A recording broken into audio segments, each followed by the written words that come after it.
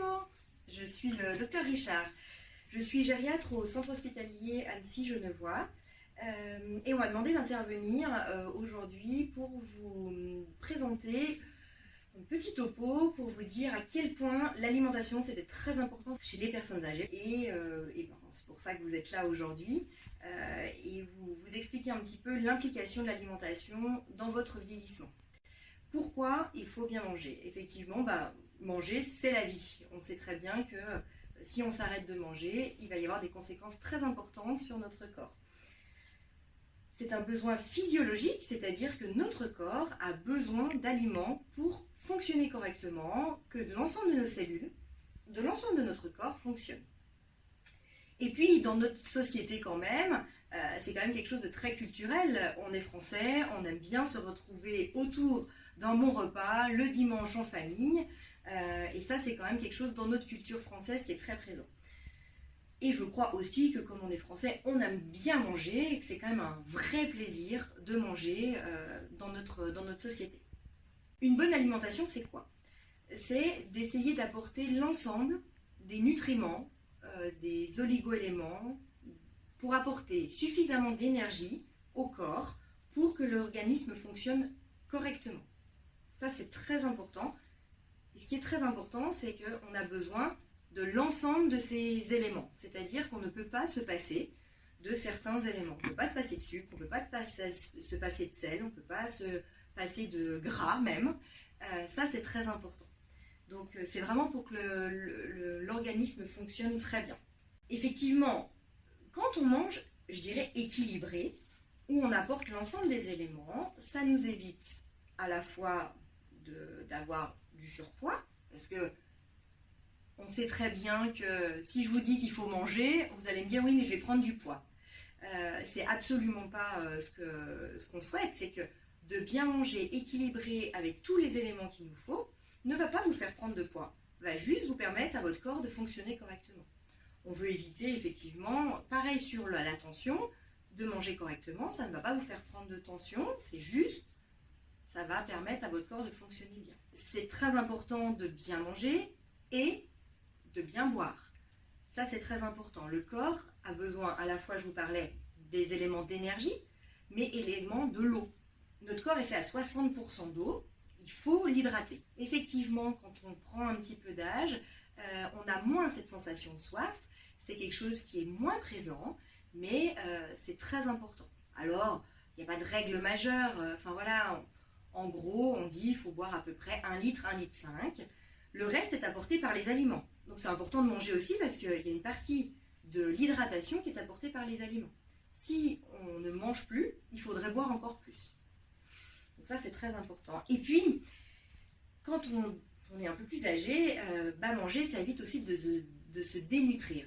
C'est vrai que quand on parle de dénutrition, on a toujours l'impression que c'est quelque chose qui n'arrive pas, parce qu'on imagine que c'est plutôt un petit enfant qui n'a pas accès à la nourriture en Afrique, ce qui n'est pas le cas. C'est-à-dire que nous, gériatres, on se rend compte que vous, personnes âgées, pouvez être dénutries tout en pensant que vous mangez bien.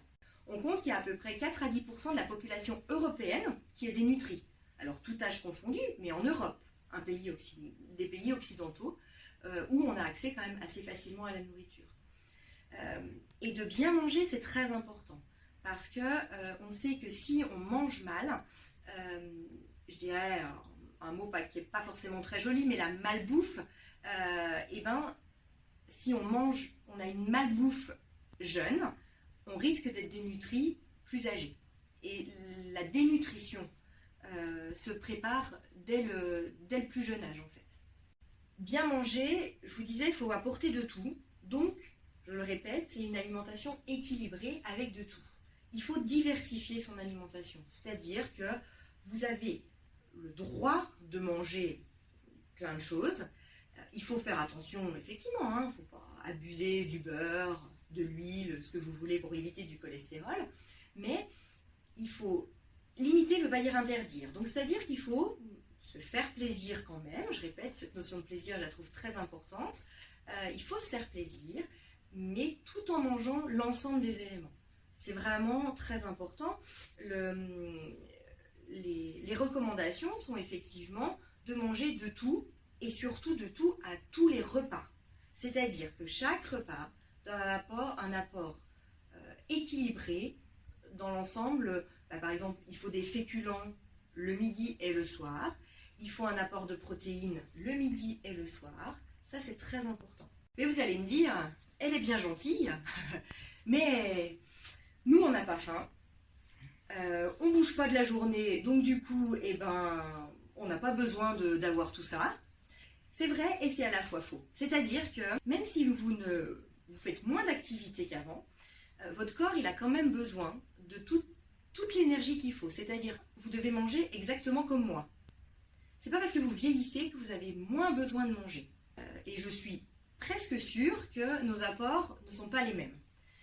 Donc ça, c'est très important. C'est une notion qui est très importante. Effectivement, malheureusement, quand on dit que le corps est bien fait, c'est pas toujours le cas. Quand on prend de l'âge, on a moins d'appétit, ça c'est une réalité. On a moins d'odorat, on a moins de goût. Alors attention, c'est pas le Covid, c'est normal. On digère moins bien, tout pèse sur l'estomac. Pour ça, quelques petites astuces, je dirais, il faut essayer de rehausser les plats. Utilisez, allez-y, les épices, si vous aimez, mais rien que des herbes de Provence, du poivre, du sel. Ok, la consommation de sel, il faut la limiter. Je vous entends dire, oui, mais il faut que je fasse attention, j'ai de la tension ou j'ai le cœur fragile, je ne peux pas manger salé. Vous mangez déjà peu salé. Donc si vous ressalez, vous allez juste être à votre quantité de sel nécessaire. Donc vous pouvez, le sel c'est un exhausteur de goût. Mettez du sel, mettez du poivre, des herbes, voilà, je vous répète, des herbes de Provence, puis après, à votre bon cœur, il faut que vous rehaussiez pour que ça ait du goût. C'est normal de ne pas avoir envie de manger quand ça n'a pas de goût. C'est normal. Donc ça c'est très important. La digestion c'est un autre vrai problème. Moi ce que je peux vous conseiller c'est essayer de fractionner un petit peu les repas. C'est-à-dire que comme on vous demande de manger quand même des quantités qui seraient importantes, comme vous mangiez quand vous aviez 40 ans, 50 ans, essayez de répartir. Manger peut-être un petit peu plus le matin, faire une petite collation en milieu de matinée, manger le midi, faire une collation en milieu d'après-midi.